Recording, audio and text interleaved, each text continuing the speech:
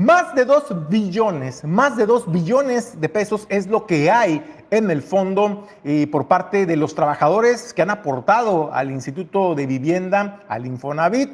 Y es que, bueno, pues esto es muy bueno. Y además también usted recordará esta iniciativa lanzada por el gobierno federal de la construcción, que lo anunció la presidenta Claudia Sheinbaum Pardo, la construcción de más de 2,000 viviendas en nuestro país, 2 millones de viviendas, disculpe usted, en nuestro país, esto para tener vivienda accesible a todas las familias, a todos los trabajadores que actualmente pues no pueden contar con un patrimonio propio. Hasta ahí va bien esta reforma, esta iniciativa que se plantea, pero hay letras chiquitas que a usted no le han contado y que apuesto que muchos senadores y diputados oficialistas de Morena y partidos aliados como el Partido Verde Ecologista de México y el Partido del Trabajo desconocían. Ahí va a ver usted la cara de asombro cuando Ricardo Anaya del Partido Acción Nacional les dice que él está a favor de una vivienda accesible, de una vivienda digna a la clase trabajadora. Lo que no está a favor es el agandalle que pretenden las autoridades a través de estas reformas que dicen que ellos pueden disponer a diestra y siniestra de este fondo, de este recurso que asciende a 2 billones de pesos. Bueno, pues también Ricardo Anaya reveló que incluso los consejos de auditoría y fiscalización internos, pues ¿qué cree? También fueron agandallados por el bloque oficialista. Anteriormente se tenía representación de trabajadores, también de patrones y de la propia autoridad federal. Es decir, en partes iguales, 2 del gobierno, 2 de los trabajadores y 2 de los patrones. ¿Pero qué creen? Ahora, pues la balanza se ha desequilibrado y le dan todo el peso y la mayor cantidad de integrantes en estas comisiones y consejos a las autoridades para que ellos puedan hacer y deshacer a placer sin tener la obligación de rendirle cuentas a nadie. Ricardo Anaya fue lo que les expuso ahí y esto es parte de los motivos que, créame, vale la pena poner atención. Nosotros queremos dejar algo bien claro. Estamos absolutamente a favor de que se construyan 2 millones de casas, que la gente pueda tener una casa, que haya casas en renta para que la gente, ese pago de la renta se abone a capital y después puedan quedarse con la casa. Por eso votamos a favor de la reforma constitucional. De eso no se trata esta reforma. Yo voy a plantear 4 críticas bien concretas y lo que les pido es que si yo falto a la verdad me digan en qué artículo dice algo distinto de lo que yo voy a decir, porque es una barbaridad lo que aquí están planteando. Lo primero y lo más grave, le están dando facultades al Infonavit, vean el artículo 42, de disponer de los recursos bajo su administración. Esa era una facultad que no tenía el Infonavit. ¿Qué significa eso? Significa que al 30 de septiembre el Infonavit tiene 2 billones de pesos que no son suyos, son de los trabajadores. Son esos 200, 300, 400 mil pesos que tiene la gente en su subcuenta de vivienda. Y lo que ustedes están planteando en esta reforma legal es que el Infonavit pueda tomar esos recursos, 2 billones de pesos, que son de los trabajadores, y donde los administren mal, la gente se va a quedar sin el dinero de su subcuenta de vivienda. Artículo 42. Esa es la primera razón y la más grave. Segundo, colonizan al Infonavit. ¿Saben nada más? Había una comisión de vigilancia, 9 integrantes, 3 representantes de los trabajadores, 3 de los patrones y 3 del gobierno. Había un equilibrio. Artículo 17. Sigue habiendo 9 integrantes, pero ¿qué creen? Ahora son 5 del gobierno, mayoría, y le dejan 2 a los trabajadores y 2 a los patrones. Control total del gobierno de la comisión de vigilancia. Entonces, con esos 2 billones de pesos pueden hacer lo que se les pegue la gana. Artículo 18 bis, comité de auditoría. Lo mismo, antes eran 3 integrantes y eran 1 de los trabajadores, 1 de los patrones, 1 del gobierno.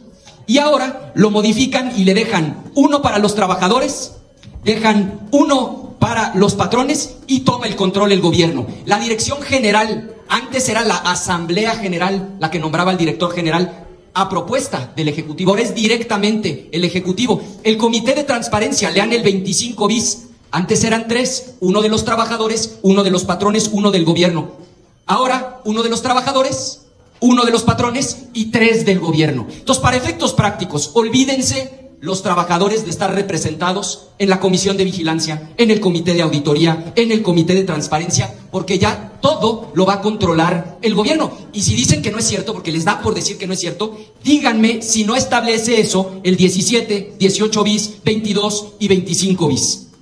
Tercero, quitan los controles prudenciales. Antes, la Comisión Nacional Bancaria y de Valores tenía una facultad, vean la fracción tercera del 66 de la ley vigente. Decía, supervisará y vigilará que las operaciones del instituto se ajusten a las normas establecidas y a las sanas prácticas. Lo eliminan. Entonces resulta que ahora el 66 le quita cualquier facultad a la Comisión Nacional Bancaria y de Valores y le dan todas las facultades al gobierno, concretamente a la Secretaría de Hacienda. O sea, entendamos de qué se trata esta reforma. Es una reforma en donde pierden poder sobre su propio dinero los trabajadores, donde pierden voz los patrones que aportan un tercio y donde toma todo el control el gobierno. Y por último, dijeran ustedes, bueno, ¿cuál es el problema, hombre? Esos 2 billones de pesos que son lana de los trabajadores, gente que está aquí en este salón, que tiene su subcuenta de vivienda, que tiene ahí 200,000 pesos, eso sumado es lo que suma estos 2 billones de pesos. Dijeran ustedes, no, bueno, es que el agrónomo Romero es un gran administrador, nada más que es el mismo señor que quebró Pemex. Solamente Pemex Refinación perdió 900,000 millones de pesos durante el sexenio pasado. Es decir, la mitad del total del dinero de lo que tienen los trabajadores en su subcuenta de vivienda. A ese señor le están entregando el control total y absoluto, sin contrapesos. Borran de un plumazo a la Comisión Nacional Bancaria y Valores, borran de un plumazo a los trabajadores y a los representantes patronales para darle todo el control al gobierno. Y dijeron ustedes, bueno, ¿es lana del gobierno? No, es dinero de los trabajadores. Y por último, qué falta de respeto.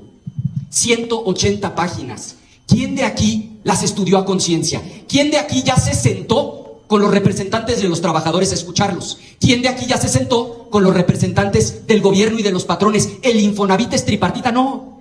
Que es que porque ya hay prisa y tenemos que sacarlo hoy, lo mandan en la noche y lo vamos a apoyar en Fast Track. Termino como empecé. Sí a favor de que haya 2 millones de casas. Sí a favor de que la gente pueda rentar una casa y la renta se abone para comprar la casa, concluyo. Pero absolutamente en contra de que vayan a quebrar al Infonavit y vayan a dejar a la gente sin su dinero. Dinero que es de los ciudadanos y que el señor agrónomo Oropesa tiene antecedentes de quebrar empresas. ¿Es cuánto? A ver si ellos nos pueden explicar qué fue lo que aprobaron y que nos expliquen si en estas letras pequeñas que acaba de revelar Ricardo Anaya realmente están contemplando eso. Y de no hacerlo, de no quererse agandallar el recurso, su dinero, sus ahorros en la subcuenta de vivienda, entonces ¿por qué modificar la regla, las leyes y los artículos en ese sentido? Si no es su afán agandallarse agandallarse los 2 billones de pesos, ahorro de los mexicanos, de las familias, del patrimonio de las familias mexicanas. ¿Por qué entonces modificar los artículos que protegían esta parte y dejarlos abiertos para que en cualquier momento, si así lo dispusieran las autoridades, poder echar mano a discreción de sus recursos, de sus ahorros? Es por ello que llama la atención, ¿no? Vamos a darnos a la tarea de preguntarle, insisto, a los senadores y a los diputados, a los que quieran contestar, a los que quieran levantar y contestar el teléfono, para que nos hablen bien qué fue lo que aprobaron.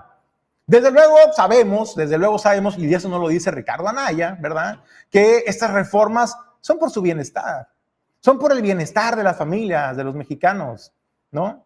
Los mexicanos no sabemos administrar nuestro dinero y por eso lo tenemos que entregar al gobierno.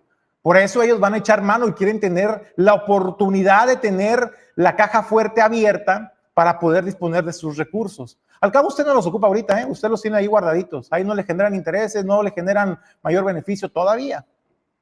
Entonces, pues que los use el gobierno. Porque el gobierno es honesto.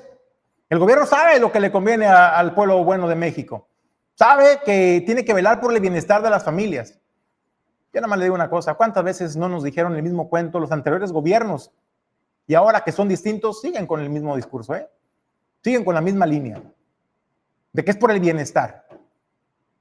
Pero cuando se trata de un bienestar, no lo hacen con engaños, No le dicen, vamos a construir 2 millones de viviendas, pero no te explican a qué costo. No te explican cuál es la implicación que eso va a tener para tu patrimonio. para el patrimonio de tu familia. Bueno, pues ahí están los motivos expuestos por Ricardo Anaya, y eso es lo que me gusta de pronto de algunos legisladores, que te dan pues realmente los datos duros, ¿no? Ahí sí todos los artículos, la ley, los reglamentos, qué es lo que dicen, qué es lo que decían antes. Insisto, vamos a darle voz, desde luego, a los legisladores por Colima, porque son los que nos representan en el Congreso de la Unión, en la Cámara de Diputados, en la Cámara de Senadores, y nos explican bien a bien qué fue lo que aprobaron, qué es lo que están buscando aprobar con esta reforma, y desde luego para que usted pueda comprender las dos partes, porque aquí le presentamos solamente la exposición que hace Ricardo Anaya. Pero vamos a ver qué es lo que dice el bloque oficialista para que usted pueda tener la visión 360 de esta información que créame, va a tener un impacto directo para pues el patrimonio de las familias. Hasta aquí el tema editorial. Déjenos sus comentarios. ¿Qué piensa al respecto? ¿Usted confiaría sus ahorros, confiaría su patrimonio en el gobierno? En personas que en el pasado, en las instituciones y organismos en los que se desempeñaron, los quebraron y que ahora aspiran a administrar su dinero, su recurso. ¿Usted confiaría en esas personas? No hablamos de gobiernos ahorita, estamos hablando de personas, los perfiles. Y ahora también le pregunto, ¿usted confiaría en el gobierno?